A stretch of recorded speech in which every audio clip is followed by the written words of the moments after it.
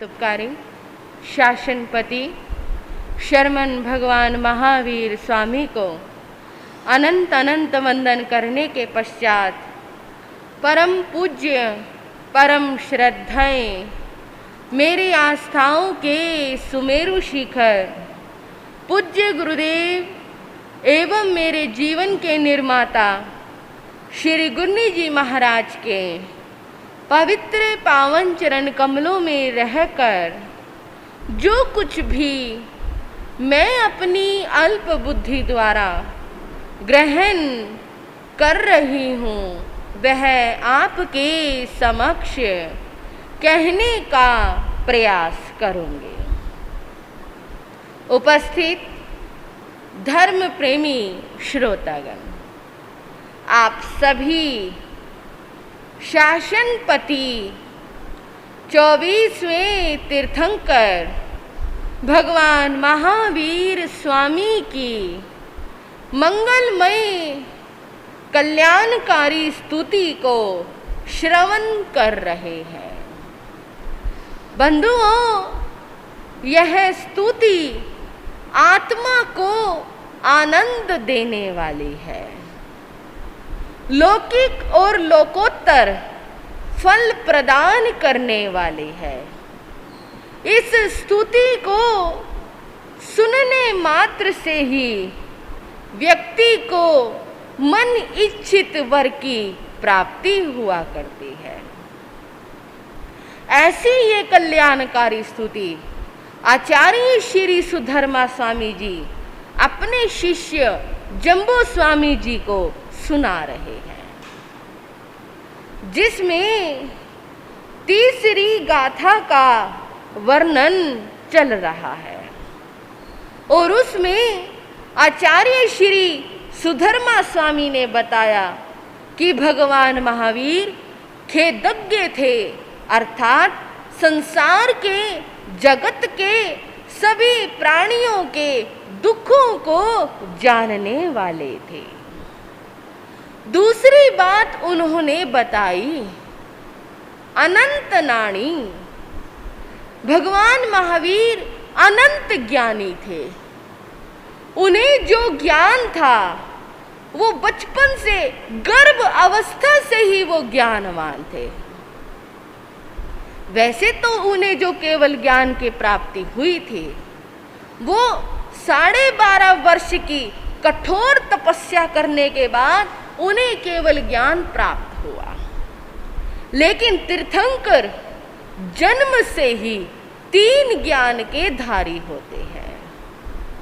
और इसी का वर्णन करते हुए कि तीर्थंकर की महिमा को क्या कहा जाए, उनका ज्ञान ऐसा ज्ञान था, परम विशुद्ध मति ज्ञान, परम विशुद्ध श्रुत ज्ञान और परम विशुद्ध अवधि ज्ञान था।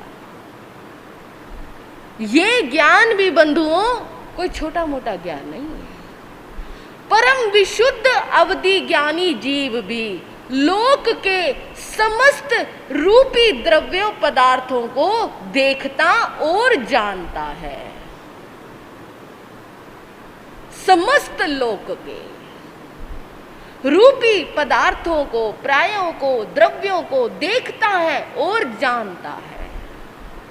अवधि ज्ञान भी एक बहुत बड़ी उपलब्धि है इस जीव की। हम संसारी जीवात्माओं में कितने ज्ञान होते हैं? हाँ जी,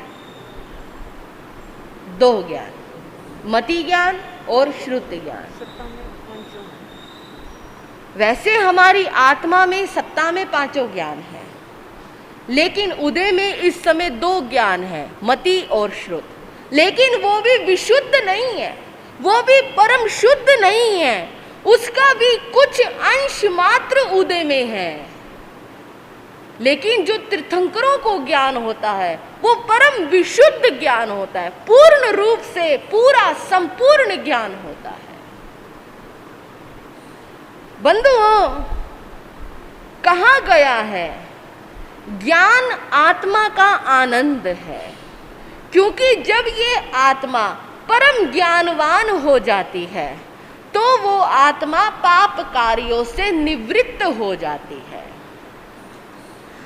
वो संसार के दुखों को जानकर वो आत्मा पुनः पाप करने से बचने लग जाती है, क्योंकि वो ये जान लेती है कि ये दुख हमारी आत्मा को प्रताड़ित करने वाले हैं, जन्म मरण में भटकाने वाले हैं। इसलिए वो ज्ञानी जीवात्मा पाप कर्मों से बचकर रहती है। यहां तक भी कहा गया कि करोड़ों वर्षों से किया गया अज्ञान तप, समझना इस बात को, कोई अज्ञानी व्यक्ति, हम अज्ञान तप किसको कहते हैं? जो बिना ज्ञान के किया जाए। यानी अब कई लोग आपने देखा है कि पंचांगनी तप करते हैं, कई लोग कंद मूल फल फूल खाकर गुजारा करते हैं, वो ऐसा तप करते हैं। शास्त्रों में कई तरह के सन्यासियों का जिक्र आता है, उसमें कोई सिर्फ पत्तों पर रहकर अपने इस शरीर का भरण पोषण करता हुआ अज्ञान तप करता है, कोई जड़ को खाकर गुजारा करता है, कोई सिर्फ पेड़ की छाल को खाकर गुजारा करता है। आसान वो भी नहीं है। आसान है क्या सिर्फ पेड़ की छाल को खाकर गुजारा करना और तपस्याएं करना? आसान है क्या सिर्फ पत्तों पर जीवन व्यतीत करना? आसान है क्या सिर्फ जड़ पर जीवन व्यतीत करना? यहाँ तक भी तपस्वियों का जिक्र आया, सन्यासियों का जिक्र आया कि कुछ साधक तो ऐसे भी हुए सनातन परंपरा में जो सिर्फ काई को खाकर गुजारा करते,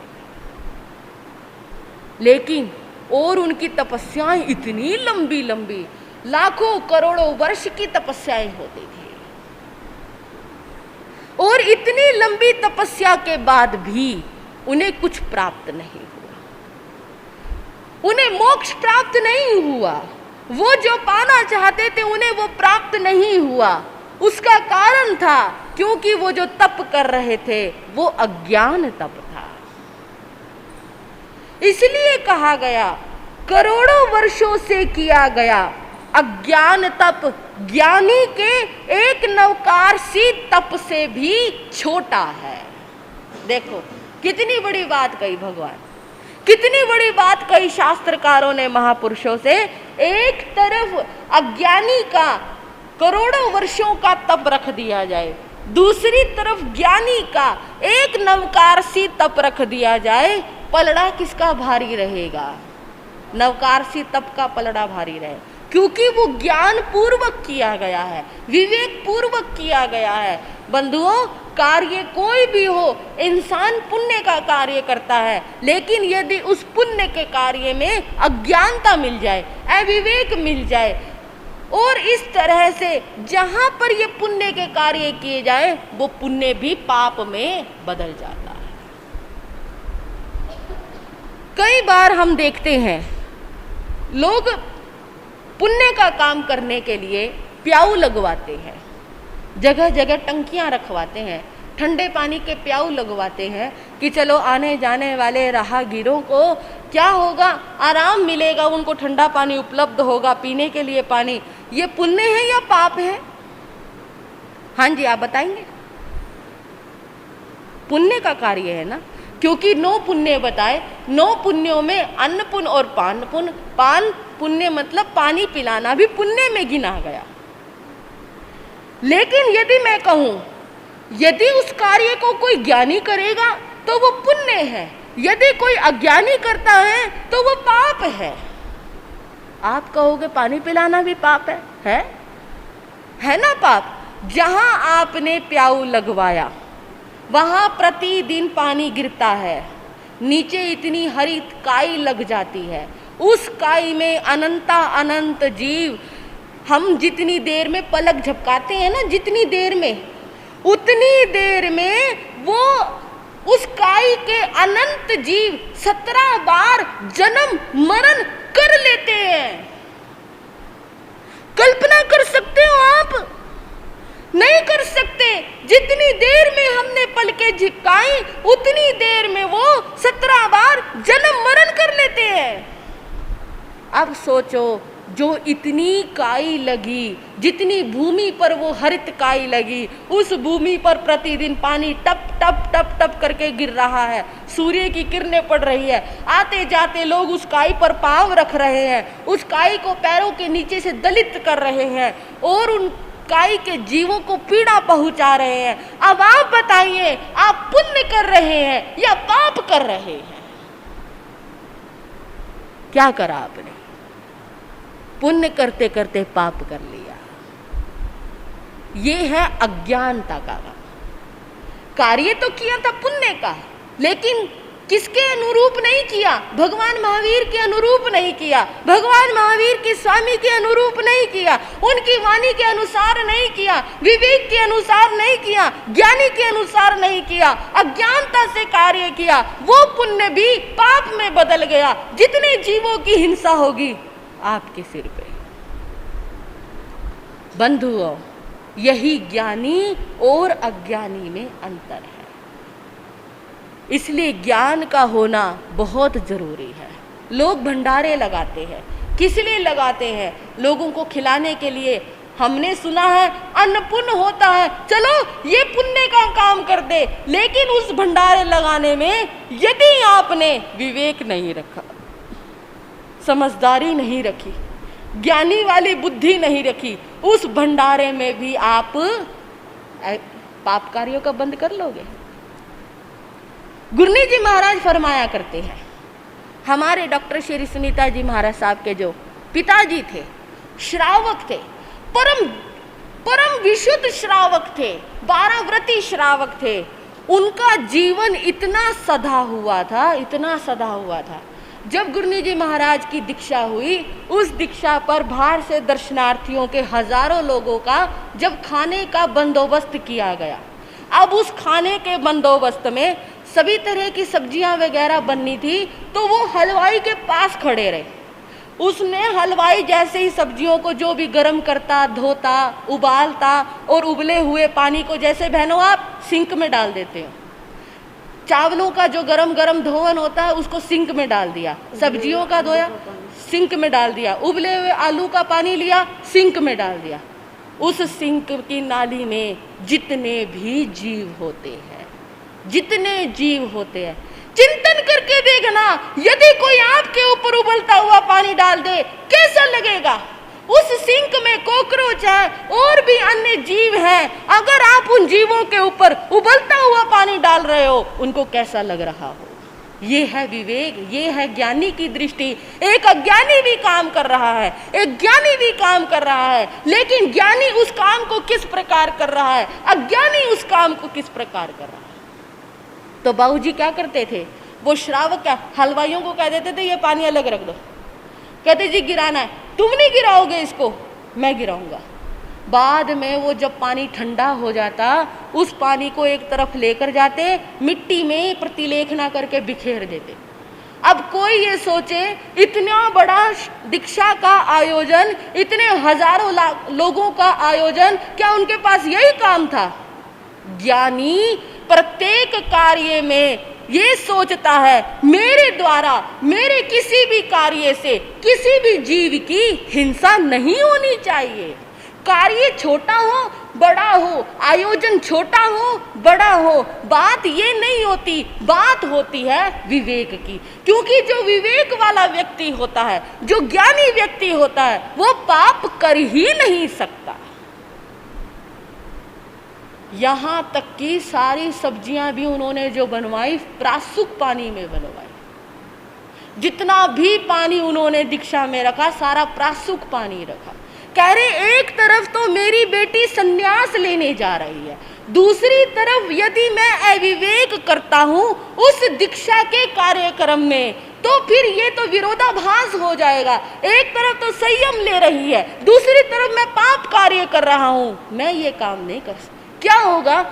1 घंटा फालतू लग जाएगा, आधा घंटा फालतू लग जाएगा, इतना ही होगा ना, लेकिन कोई भी पाप कार्य मैं नहीं कर सकता। इतना विवेक जिसके जीवन में आ जाए।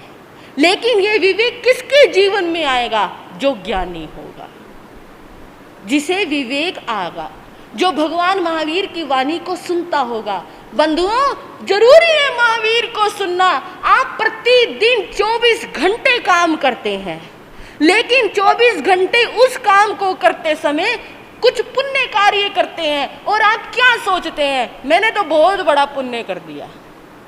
लेकिन ये आपकी निगाह में पुण्य हो सकता है भगवान महावीर की निगाह में वो पाप हो।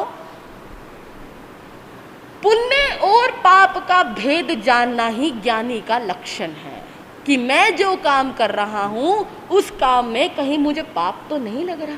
भंडारा लगाया, उसमें कितनी चींटियां मर गई, कितने मकोड़े मर गए, कितने जीवों की हिंसा हो गई। अब आप पुण्य करते करते पाप में लग गए। क्या हुआ? आजकल डिस्पोजल प्लेट मंगाई जाती है। डिस्पोजल प्लेट में खाना खाया, जितना खाना खाया था खाया, बाकी डिस्पोजल प्लेट फेंक दी। उस डिस्पोजल प्लेट में जो फेंक दी गई है उसमें कितनी मक्खियां मरेंगी, कितने मकोड़े मरेंगे, कितनी चींटियां मरेंगी, उसका दोष किसको लगेगा? और यही कोई यदि विवेकी व्यक्ति हो, समझदार व्यक्ति हो, तो आप एक ज्ञानी व्यक्ति से काम करवा कर देखो और एक अज्ञानी व्यक्ति सिर्फ काम को करता है, खत्म। लेकिन जो ज्ञानी व्यक्ति होता है शुरू से लेकर आखिर तक उस काम को बड़ा सोच समझकर बुद्धि से और विवेक से करता है कि कोई जीव भी ना मरे और मेरे द्वारा यह शुभ काम भी हो जाए। आप क्या सोचते हो? क्या आनंद जैसे जो भगवान के 10 प्रमुख श्रावक थे, क्या उनकी गौशालाएं नहीं चलती थी? किसी श्रावक को पढ़कर देखो, किसी की 10,000 गौशालाएं थी, किसी की 5,000 गौशालाएं थी, इतनी विशाल पशुधन संपत्ति थी, उनके इतनी दानशालाएं खुली हुई थी। हर रोज 24 घंटे उनका भंडारा चलता था उन दानशालाओं में। लेकिन फिर भी वो भगवान के प्रमुख श्रावक कहलाए, क्योंकि वो विवेक से काम करते थे। उनके प्रत्येक कार्य में ज्ञान था और विवेक था। इसलिए कहा क्या कि भगवान महावीर में गुण ये बताया कि वो अनंत ज्ञानी थे। अनंत ज्ञानी होने का अर्थ है कि जो ज्ञानी होगा वो विवेकवान होगा, वो पुण्यों को करेगा तो पाप से रहित होकर करेगा, पापों से बचकर रहेगा। ऐसी इस ज्ञानी व्यक्ति की पहचान होती है। बंधुओं, भगवान का ज्ञान कैसा था? उनका ज्ञान ऐसा था जैसे हाथ पर आंवला रख दो, जैसे हम आंवले के प्रत्येक लाइन को देख लेते हैं, उसी प्रकार भगवान महावीर इस संपूर्ण संसार के लोक आलोक के अनंत पर्याय, अनंत द्रव्य, अनंत भूत भविष्य और वर्तमान को देखने वाले थे। यदि कोई भगवान के पास जाकर अगर ये कह दे कि प्रभु ऐसे ऐसे मैं करोड़ वर्ष पहले उतने बजे क्या कर रहा था, तो भगवान को आंख बंद करने की जरूरत नहीं पड़ेगी। आपके पूछने से पहले उत्तर हाजिर हो जाएगा।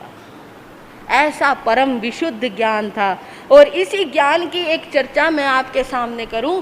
कल आपने सुना था किस तरह उन्होंने गृहस्थ जीवन में रहकर भी दोनों मुनियों की शंका का समाधान किया, और आज मैं आपको बताती हूं उनके जीवन की एक बड़ी सुंदर घटना। वर्धमान 8 वर्ष के हो चुके थे। माता पिता को लगा अब बच्चा बड़ा हो गया है, अब इसको गुरुकुल भेज देना चाहिए, क्योंकि वो नहीं जानते थे कि वर्धमान 3 ज्ञान के धारी है। बंधुओं, उनके गुरुकुल जाने की तैयारियां चल रही हैं। श्रेष्ठ मुहूर्त निकलवाया गया। श्रेष्ठ कलाचार्य जो उस नगर के सबसे बड़े कुलपति आचार्य थे राजा सिद्धार्थ ने, उनके पास अपना दूत भेजा, संवाहक भेजा और कहा उनको सूचना दो कि किस दिन वर्धमान को गुरुकुल में आना है। हम उस दिन वर्धमान को गुरुकुल में, यानी एडमिशन जिसको हम बोल देते हैं, एडमिशन कराने के लिए लेकर आएंगे।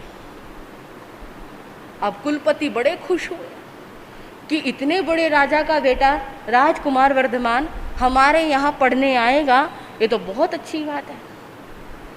मुहूर्त निकल गया, सभी तैयारियां माता पिता ने की, और आज पूरी शोभा के साथ वर्धमान को गुरुकुल भेजने की तैयारियां हो रही है। वर्धमान को स्नान कराया गया, सुंदर सुंदर वस्त्र आभूषण पहनाए जा रहे हैं, सुंदर सुंदर मुकुट पहनाए जा रहे हैं और इस तरह से वर्धमान को हाथी पर बिठाया जा रहा है। पूरा नगर देख रहा है क्योंकि वर्धमान पूरे नगर के प्रिय थे, हर व्यक्ति के प्रिय थे।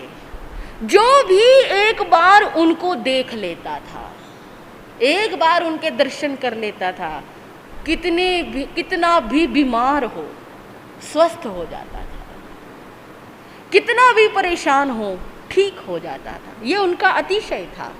इसलिए जब वर्धमान जा रहे थे, कुछ लोगों की आंखें बिकी हुई थी, वर्धमान चले जाएंगे, हमारे से दूर चले जाएंगे, क्योंकि जब बच्चा गुरुकुल जाता था तो वो शिक्षा दीक्षा लेकर ही कई वर्षों के बाद अपने नगर वापस लौटता था। माता का मन भी भावुक हो रहा था। पिता ने कहा बालक को पढ़ाना है तो गुरुकुल तो भेजना ही पड़ेगा। पूरी तैयारियों के साथ, एक भव्य सवारी के साथ वर्धमान को गुरुकुल छोड़ने के लिए राजा सिद्धार्थ जा रहे थे। सवारी कुलपति आचार्य के आश्रम में पहुंच गई। आचार्य ने भी उनका स्वागत सत्कार किया। राजा सिद्धार्थ सभी बात करके वर्धमान को वहां पर छोड़कर वापिस आ गए। बंधुओं, अगले दिन से वर्धमान की शिक्षा प्रारंभ हुई। कक्षा में सभी छात्र बैठे हुए थे और गुरु नव विद्यार्थियों को ज्ञान दे रहे थे।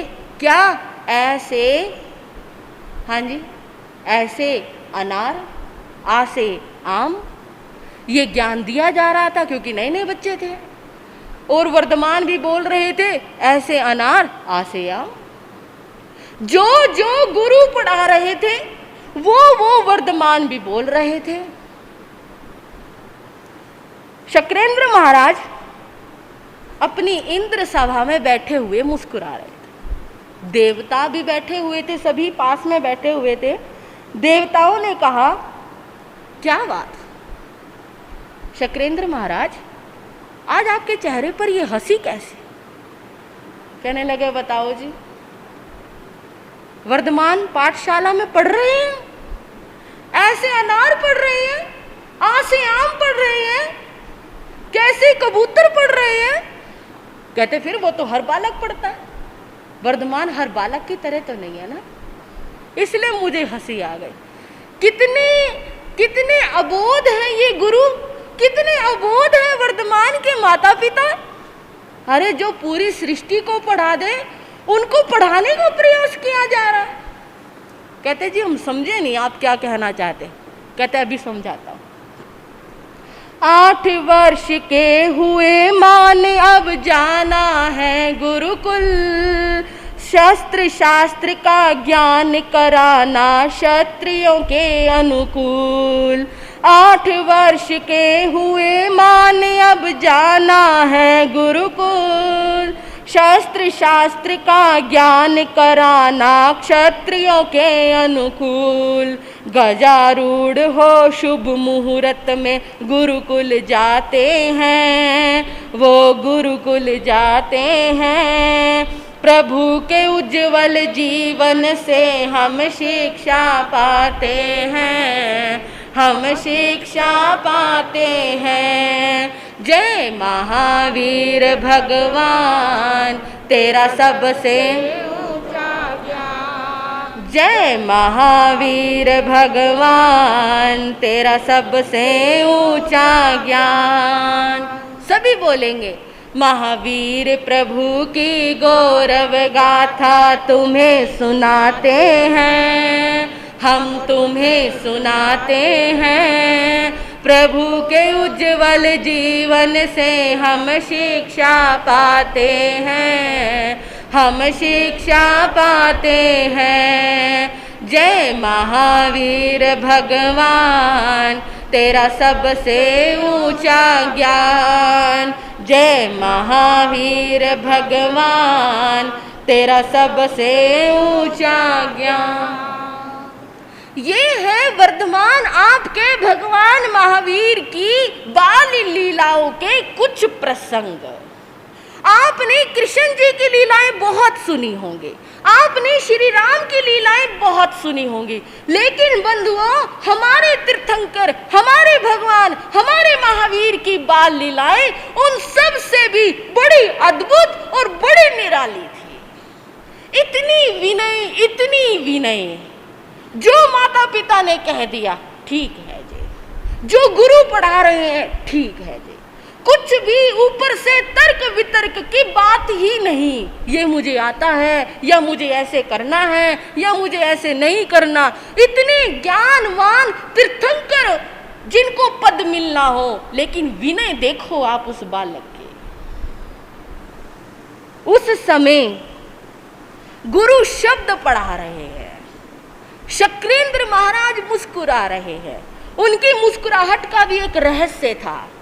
गुरु ने पहला शब्द पढ़ाया, वर्णों का दिया ज्ञान, विनय नम्रता की मूर्ति को नहीं आया अभिमान। गुरु ने पहला शब्द पढ़ाया, वर्णों का दिया ज्ञान, विनय नम्रता की मूर्ति को नहीं आया अभिमान। विप्र रूप में इंद्र स्वयं ही वहाँ प्रकटाते हैं, हाँ वहाँ प्रकटाते हैं। प्रभु के उज्जवल जीवन से हम शिक्षा पाते हैं, हम शिक्षा पाते हैं। जय महावीर भगवान, तेरा सबसे ऊंचा ज्ञान। जय महावीर भगवान, तेरा सबसे ऊंचा ज्ञान। विनय हो तो भगवान महावीर के जीवन जैसे। आजकल थोड़ा सा ज्ञान क्या हो जाए, गुरुओं के सामने भी ऐसे अकड़ कर बैठेंगे जैसे हम ही चौथे आरे के श्रावक हो। थोड़ा सा ज्ञान आपके बच्चों को क्या हो जाए तो माता पिता से बोलने में सुर बदल जाते हैं, स्वर बदल जाते हैं, उनकी बातें बदल जाती है। आप जानते क्या हो, हमें पता है, हम सब कुछ जानते हैं, हम नई पीढ़ी के लोग हैं, हमें ये पता है। गुरुओं को भी मान इज्जत देना पसंद नहीं करते। ये है आजकल की पीढ़ी। और एक वो पीढ़ी, वो भगवान महावीर स्वामी की विनय देखो। गुरु पढ़ा रहे हैं, वर्तमान पढ़ रहे हैं। इंद्र महाराज कहने लगे अभी दिखाता हूं तुमको। नीचे आए पृथ्वी लोक में एक ब्राह्मण का वेश बनाकर। पहुंच गए गुरुकुल में, ब्राह्मण का वेश बनाकर जब पहुंचे, कलाचार्य ने, उन कुलपति ने उनका स्वागत किया। विप्रवर आप कहाँ से आए? बस यहीं से जा रहा था, सोचा आपके यहाँ पर आता चलो। क्या पढ़ा रहे हैं आप? ये इन बच्चों को वर्णों का ज्ञान सिखाया जा रहा है। अच्छा आचार्यवर, मेरे मन में कुछ प्रश्न हैं, क्या आप उन प्रश्नों का समाधान करेंगे? हाँ पूछो, क्या पूछना चाहते? उस समय उस ब्राह्मण ने, जो इंद्र महाराज जिस ब्राह्मण का रूप बनाकर आए थे, उन्होंने ऐसे प्रश्न पूछ दिए, आचार्य तो सिर में खाज करते रह गए। ये प्रश्न कौन से युग के उठा कर लेकर आए आप? कौन से शास्त्र के उठा कर लेकर आए आप? मैंने वेदों का ज्ञान पढ़ा, पुराणों का पढ़ा, उपनिषद पढ़ी, सब कुछ पढ़ा, लेकिन ये बातें तो मैंने उनमें पढ़ी ही नहीं। ये बातें, हे विप्रवर, इन प्रश्नों का समाधान मैं नहीं दे सकता। अच्छा, आप समाधान नहीं दे सकते? नहीं दे सकता, लेकिन मैं इतना जरूर जानता हूं गुरुदेव कि यदि आप इन प्रश्नों का समाधान नहीं दे सकते तो आपके यहाँ पर जो ये छात्र बैठे हुए हैं, इसमें जो ये वर्धमान बैठे हुए हैं, ये दे सकते हैं। हाँ जी। गुरुदेव हंसने लगे। ये कल ही तो आए हैं, ये तो बालक हैं, अभी तो इन्होंने वर्णों का ज्ञान भी नहीं सीखा, कल ही इनका यहाँ पर एडमिशन हुआ है, ये बालक इन प्रश्नों का समाधान कैसे दे देगा? ब्राह्मण ने वर्धमान को देखा, कहने लगे राजकुमार, क्या तुम मेरे इन प्रश्नों का समाधान दे सकते हो? वर्धमान खड़े हुए, उन्होंने कहा, हाँ विप्रवर, मैं दे सकता हूँ। क्या देख रहे थे? ये कोई विप्र वगैरह नहीं है, ये तो शक्रेंद्र महाराज है। ये दुनिया को कुछ बताने आए हैं, लेकिन फिर भी मन में अभिमान नहीं आया। उन अवधि ज्ञानी प्रभु से क्या छिपा हुआ था? चाहे कोई रूप बदल कर आ जाए, चाहे कोई अपने मूल रूप में आ जाए, उनसे क्या छिपा था? उन्होंने कहा, हे विप्रवर, जो तुमने ये प्रश्न पूछे हैं, इस पहले प्रश्न का ये उत्तर है, दूसरे का ये उत्तर है, तीसरे का ये उत्तर है, वहां पर आप ये पूछ सकते हैं, ये ढूंढ सकते हैं, वहां पर ये लिखा है, वहां ये लिखा है, उपनिषद में ये लिखा है, पुराणों में ये लिखा है, वेदों में ये लिखा है। जहां जहां से कहां से गाथाएं लाए, कहां से पुराणों की बातें लाए, सारे प्रश्नों का समाधान कर। बंधुओं, सुनकर वो आचार्य हैरान रह गए, हाथ जुड़ गए। आप कौन हैं? आप ब्राह्मण तो नहीं हो सकते। वो अपने मूल रूप में आए, मैं शक्रेंद्र हूं। यहां कैसे आना हुआ? यहां मैं आपको ये बताने के लिए आया हूं कि आप जिनको पढ़ा रहे हैं ना, वो तो पहले से पढ़े लिखे हैं, आपने देख ही लिया। जिन प्रश्नों का समाधान आप नहीं कर सके, उन प्रश्नों का समाधान ही। ये तो 3 लोक के ज्ञानी हैं, इनको आप क्या पढ़ाएंगे? सही कहा आपने, मैं तो सुनकर हैरान हो गया। बंधुओं कहते हैं, जिन प्रश्नों का समाधान हुआ, उस समय शक्रेंद्र महाराज ने जो प्रश्न पूछे थे, उसके नाम पर एक व्याकरण रची गई, जिस व्याकरण का नाम हुआ ऐन्द्र व्याकरण। उस समय जो उन्होंने प्रश्न पूछे थे, उस प्रश्न के हिसाब से ये किताब निकली थी। और आचार्य ने हाथ जोड़ लिए, राजकुमार वर्धमान, तुम इतने ज्ञानी होकर मेरे द्वारा वर्णों का ज्ञान सीख रहे थे, सीख रहे थे, तुमने मुझे पहले क्यों नहीं बताया? शक्रेंद्र महाराज कहने लगे, ये क्या बताएंगे? ये विनीत इतने हैं कि इनके अंदर जरा सा भी अभिमान नहीं है, लेश मात्र भी अभिमान नहीं है। ये तो जैसे कोई कह देता है, उन सबको खुश करने के लिए वैसा ही कर लेते हैं। आचार्य अगले दिन स्वयं वर्धमान को लेकर रथ पर बैठे और राजमहलों में पहुंच गए, राजा सिद्धार्थ के पास। राजा सिद्धार्थ के पास जब वर्धमान को लेकर गए, कहने लगे, महाराज, ये रहा आपका पुत्र, मैं इनको नहीं पढ़ा सकता। वर्धमान ने, राजा सिद्धार्थ ने सोचा पता नहीं क्या हो गया, वर्धमान ने कुछ कर दिया, कुछ कह दिया, इसलिए नहीं पढ़ा सकते। कहने लगे, जी आप क्यों नहीं पढ़ा सकते? क्या हुआ? वर्धमान ने कुछ कर दिया? नहीं नहीं महाराज, ऐसा कुछ नहीं, आपका बालक तो परम विनीत है, ये मैं इसे क्या पढ़ाऊंगा, इसने ही मुझे पढ़ा दिया है। ये आपके मन की शंका थी कि आपका बालक अबोध है, आपका बालक तो 3 ज्ञान का धारी है, इसे सब कुछ आता है। जो जो घटना घटित हुई, उन्होंने सारी घटना बताई, सारे लोग हैरान रह गए, राजा सिद्धार्थ हैरान रह गए। अरे ये वर्धमान तो सबसे अलग है, इसको ना पढ़ाने की जरूरत, इसको ना खिलाने की जरूरत, ये है क्या बालक, ये करेगा क्या आने वाले समय में? बंधुओं, सुनेंगे अगले समयों में। आज इतना ही कहकर मैं अपने विषय को विराम देती हूँ। अब श्री गुरनी जी महाराज की मंगलमय वाणी आप सभी श्रवण करेंगे। बोलिए भगवान महावीर स्वामी की।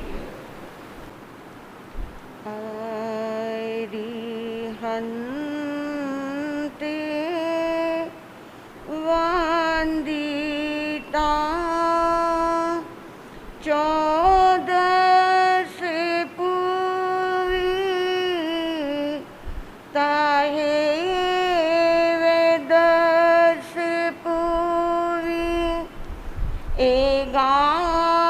संगम सुतत धारा ये सब साहुए। धर्मानुरागी सुश्रावकगण एवं शीलवती बहनों, परम आराध्या, परम पूजनीय श्री गुरु जी महाराज के श्री चरणों में रहकर जो कुछ मैं ग्रहण कर रही हूँ आपके समक्ष कहने का प्रयास करूँ। अभी आप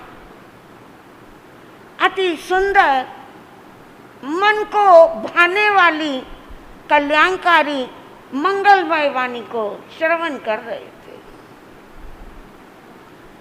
किसी व्यक्ति को ज्ञान हो जाना कोई बड़ी बात नहीं। ज्ञान तो है, ज्ञान के साथ अगर विवेक आ जाए तो सोने में सुहागे का काम हो जाता।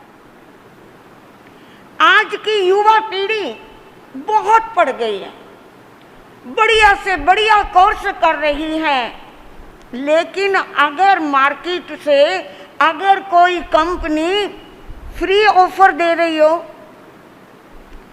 आपको गाड़ी में बैठने का शौक है, आप गाड़ी ले जा सकते हो। आपको कुछ नहीं करना, बस प्रत्येक महीने आपको किस्त भरनी है। आपको फ्रिज चाहिए, एलसीडी चाहिए, आपको एप्पल का मोबाइल चाहिए, आपको लैपटॉप चाहिए, आप आओ मार्केट में और सब चीजें ले जाओ। आपको पैसे नहीं देने पड़ेंगे, आपको तो बस महीने के अंत में बस किस्त भरनी है। लोगे? लेंगे? ऐसे ऐसे ऑफर कब मिलते हैं, चाहे दिवाली हो, दशहरा हो, अभी आ रहा है रक्षाबंधन, बहुत ऑफर मिलेंगे आपको। ये चीज फ्री ले जाओ, ये चीज फ्री ले जाओ, करना कुछ नहीं है, बस किस्त भर देना। और यहाँ हमारी बहनें, हमारे भाई फिसल जाते हैं। जब किस्त भरने का समय आता है तो पसीने छूट जाते हैं, कहाँ से भरें, फिर 3-13 किए जाते हैं, फिर छल कपट किया जाता है। ऐसा ही मौका मिला विद्यावती को। विद्यावती जिस सेठ के यहाँ बालिका को पढ़ाने के लिए जाती है, सेठ को विद्यावती का सद आचरण बहुत अच्छा लगा। बहुत सुशील है, बहुत विनयवान है, बहुत विवेकशीला है। प्रसन्न होकर सेठ ने विद्यावती को एक सुझाव दिया, बेटी मैं तुम्हारी मेहनत को देख रहा हूँ, अपनी बेटी के बदलते हुए भविष्य को देख रहा हूँ। मेरा मनोभाव है अगर तुम मेरे यहाँ से कुछ धन ले जाओ और तुम आगे व्यापार करो, तुम अपना भविष्य संवारो तो अच्छा रहेगा। हाँ जी, है भोपाल वालों, क्या इस समय विद्यावती को जो ऑफर मिल रहा है, साथ में सेठ कह रहा है मैं उस पैसे पर ब्याज नहीं लूंगा, जब लौटाना हो तब लौटा दो। हाँ जी, क्या वो पैसा ले ले? हाँ जी बहनों, ले ले। जो समझदार बहन है, नहीं महाराज, दुनिया में ऐसे ऐसे ऑफर कदम कदम पे मिलते हैं। यहाँ ज्ञान के साथ विवेक होना बहुत जरूरी है। पिताश्री, मुझे धन नहीं चाहिए, मैं ऐसा धन, फ्री का धन अपने घर नहीं ले जाना चाहती। इस धन के आ जाने से मेरा परिवार प्रमादी हो जाएगा।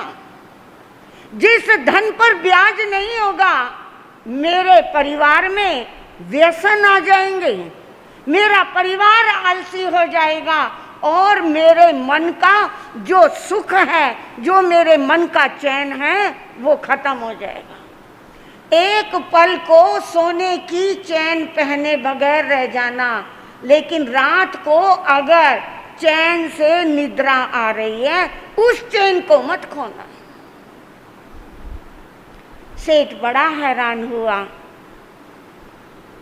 सेठ के द्वारा दिया गया वो धन राशि उस विद्यावती ने ऐसे छोड़ दी जैसे उस धन से कोई सरोकार नहीं। मैं मेहनत की कमाई खाना पसंद करूंगी, मेरा परिवार मेहनत कर रहा है, मुझे इसमें बहुत खुशी है। घर वापिस आ गई, देख रही है समय कैसे धीरे धीरे सरक रहा है।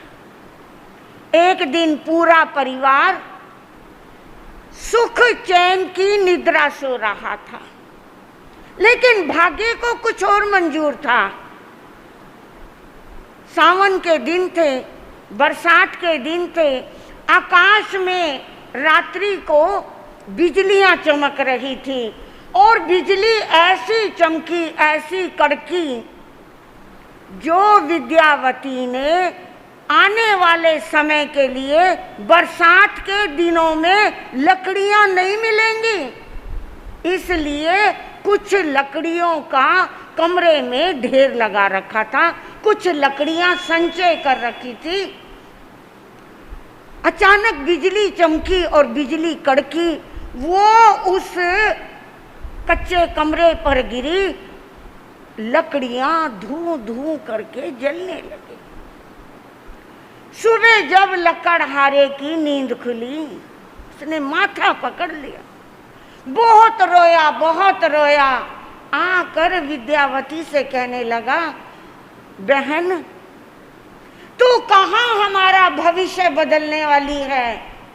देख मेरे तो फूटे भाग हैं, तू जितनी मेहनत हमारे घर के लिए कर रही है, हमारे नसीब में सुख नहीं है। तूने जो लकड़ियां जोड़ी थी इस सावन के महीने के लिए, कि सावन के महीने में हमें लकड़ियां नहीं मिलेंगी, लेकिन लकड़ियां ऊंचे दाम पर बिक सकती हैं, तुम लकड़ियों का ढेर लगा लो। रात को बिजली गिरी और हमारी सारी लकड़ियां जल गई। ऑल इज वेल, जो कुछ हो रहा है वो अच्छे के लिए हो रहा है, लेकिन हमारी विवेक बुद्धि सबसे पहले भगवान को दोष देती है। हे भगवान, तूने ये क्या किया? जो कुछ बुरा होता है मेरे साथ होता है, मेरे पड़ोसियों के साथ तो बुरा नहीं होता। हमारे सोचने का ढंग गलत है। विद्यावती कहने लगी, भैया इतने हैरान क्यों हो रहे हो? जाओ देखकर बताओ कि लकड़ियां जल गई या बिल्कुल खत्म हो गई। लकड़हारा गया और कहने लगा, कुछ नहीं हुआ, लकड़ियां जल गई। और लकड़ियां जब जल रही थी, बरसात आई और बरसात आने के कारण लकड़ियां पूरी भी नहीं जल पाई, ना राख बनी, कुछ नहीं बना। विद्यावती कहने लगी, विद्यावती के पास मुंह लटकाकर और लकड़हारा आ रहा है। कहने लगा, लकड़ियां तो जल गई, लेकिन साथ में ऊपर बरसात आने के कारण कुछ नहीं बना। हाँ जी, हैबोवाल वालों, कुछ करोगे अब? है अच्छे व्यापारी हो। मुझे लगता है विद्यावती ने जब बुद्धि बट रही थी कि थोड़ी सी हैबोवाल में भी खिसका दी। ओ लकड़हारे को सांत्वना दे रही है। अरे भैया, क्यों भगवान को दोष देते हो? तुम भगवान से कहते हो जो मैं करता हूँ, जो मैं चाहता हूँ, वो मुझे नहीं मिल पाता। और भगवान कहते हैं, बेटा जो तू चाहता है मैं तुझे वो नहीं दूंगा। जो मैं चाहता हूँ, जो मैं कर रहा हूँ, मैं तुझे वो दूंगा। जो मैं चाहता हूँ तू वो करना शुरू कर दे और अंत में तुझे वो मिलेगा जो तू चाहता है। बहुत लोगों के साथ ऐसा ही होता है, जो वो पाना चाहते हैं वो उन्हें नहीं मिलता, जो उन्हें मिलता है वो उन्हें रास नहीं आता। और ऐसा ही लकड़हारे के घर में हो रहा। विद्यावती कहने लगी, भैया भाग्य खुल गए, भाग्य। कैसे भाग्य खुल गए? मजे की बात यह है, वो जो लकड़ियां जली, हमारे भाग्य से, हमारे पुण्य से लकड़ियां जली तो सही, ऊपर बरसात आ गई, वो लकड़ियां तो कोयले बन गई। हाँ जी कपिल भाई, वो लकड़ियां कोयले बन गई। अब वो कोयला लकड़ियों से ज्यादा भाव में बिकेगा। सच में बहन, क्या कोयला बिक जाएगा? हाँ, आप बाजार जाओ और इस कोयले को बेचो, मुंह मांगा पैसा मिलेगा। बरसात के दिन चल रहे थे, लकड़हारा जंगल में लकड़ियां काटने के लिए गया।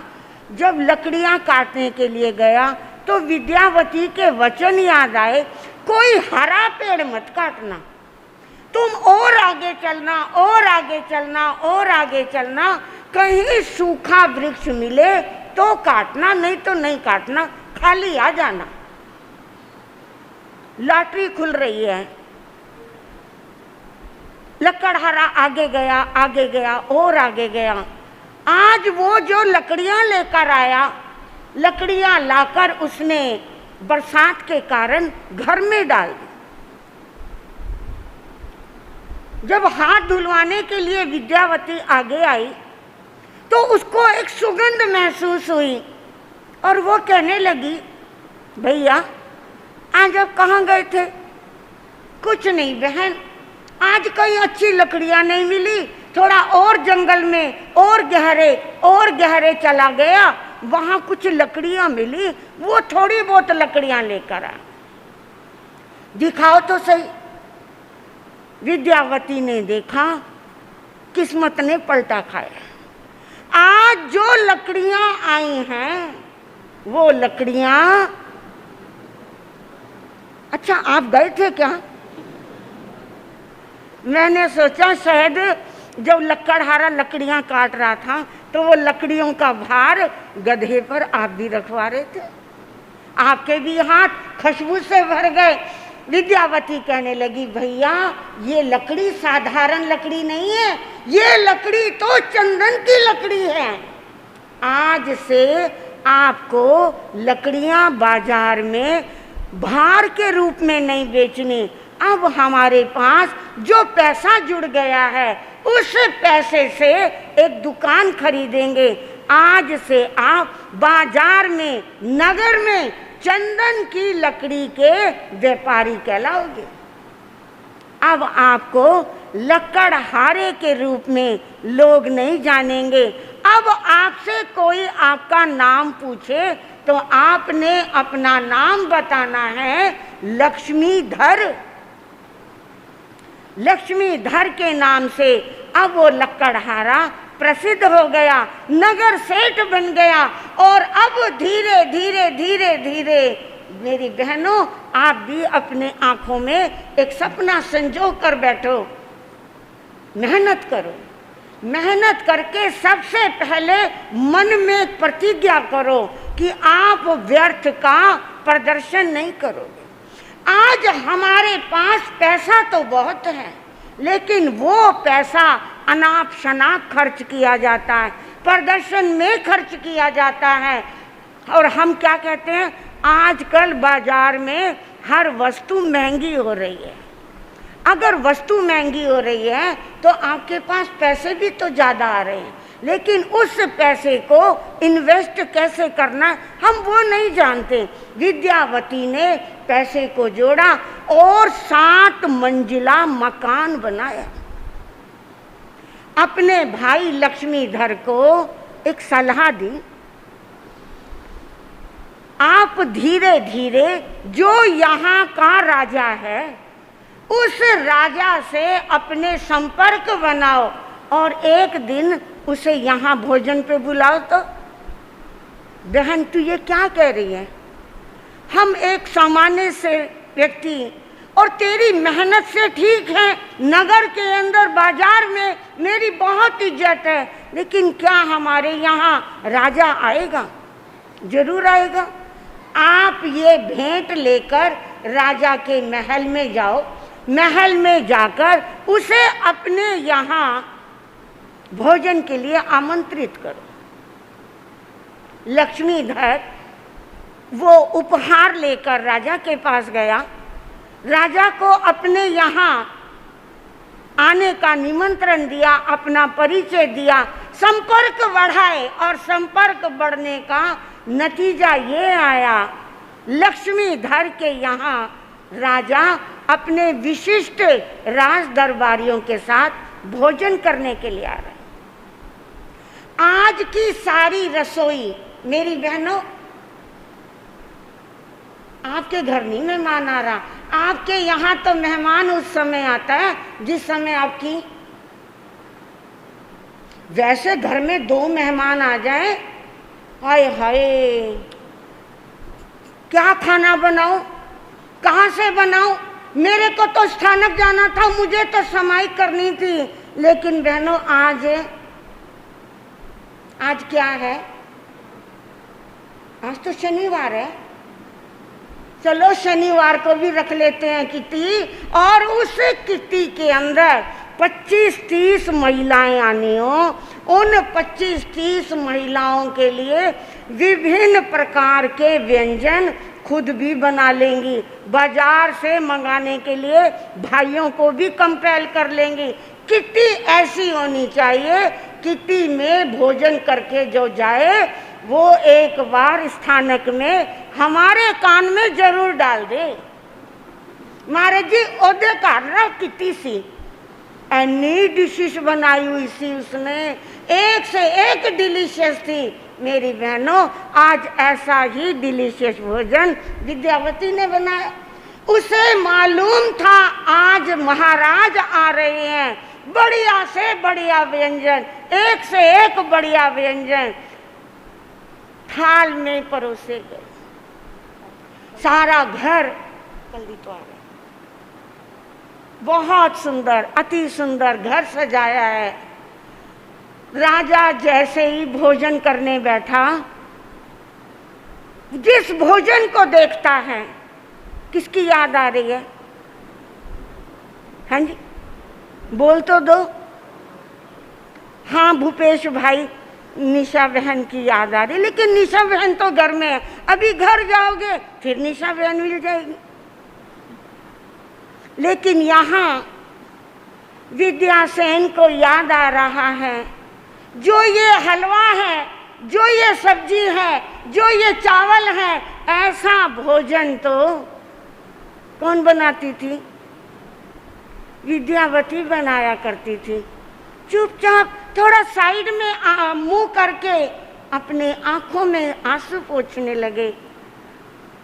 लक्ष्मीधर से पूछने लगे, ये खाना किसने बनाया? मेरी बहन ने बनाया। मेरी बहन बहुत अच्छा भोजन बनाती है। अगर आप दर्शन करना चाहते हो, अगर आप मिलना चाहते हो, तो वो सामने वाले कमरे में आके प्रतीक्षा कर रही है। विद्यासेन उस बहन से मिलने के लिए जैसे ही कमरे में गए, यहाँ मेरे भाइयों और मेरी बहनों विवेक का काम है। अगर विद्यावती ये चाहती तो विद्यासेन को नीचा दिखा सकती थी, उसे 2 जली कटी बातें सुना सकती थी, उसे नीचा दिखा सकती थी। लेकिन कुलीन घर की नारी कभी ऐसा काम नहीं करेगी। संस्कारित बहन बेटी कभी ऐसा काम नहीं करेगी। आगे बढ़ी, विद्यासेन को प्रणाम किया, अपने माथे पे किया हुआ घूंघट ऊपर किया और कहने लगी, महाराज प्रणाम, आपको यहाँ आने का कष्ट दिया। और जैसे ही विद्यासेन ने विद्यावती को देखा, दांतों तले अंगुली दबा कर रह गया। ये क्या? हाँ महाराज, आप मुझे जिस लक्कड़हारे के यहाँ छोड़कर गए थे, ये वही लक्कड़हारा लक्ष्मीधर है। आप जिस कुटिया के हवाले मुझे छोड़कर गए थे, आज उसी कुटिया के जगह ये 7 मंजिला मकान बना हुआ है। ये कुछ और नहीं, आज याद करो मेरे शब्द थे, अगर जिस घर में सभ्य सुघड़ नारी होती है वो घर नहीं, वो तो स्वर्ग बन जाया करता है। औरत ही घर को स्वर्ग बनाया करती है, औरत ही घर को नरक बनाया करती है। मेरी बहनों और मेरे भाइयों, जो आपने कथानक सुना, आपको विद्यावती से एक शिक्षा लेनी है। हम कदम कदम पर सामने वाले व्यक्ति को जलील किया करते हैं, सामने वाले को जलील नहीं करना। आपको उत्तम काम करना है, आपको ऐसा काम करना है जो सामने वाला आपकी प्रतिभा को मान जाए। घर को संपन्न करना है तो आपको लक्ष्मी का रूप धारण करना है। आपको घर परिवार को अगर उत्तम संस्कार देने हैं तो आप ही को सरस्वती बनना है। आपको घर परिवार समाज में फैली हुई अगर बीमारी को, अगर व्यसनों को दूर करना है तो आपको दुर्गा का रूप धारण करना है। नारी का पलड़ा हमेशा भारी हुआ करता है और इस भारी पलड़े के प्रति ये पुरुष वर्ग सदा काल आभारी रहा है, आभारी रहेगा। और बंधुओं, अपने जीवन को जितना ऊंचा बनाते चले जाओगे, महान बनाते चले जाओगे, हमारी आत्मा इस लोक में और परलोक में आनंद का पात्र बनती चली जाएगी। इतना ही कहकर विषय को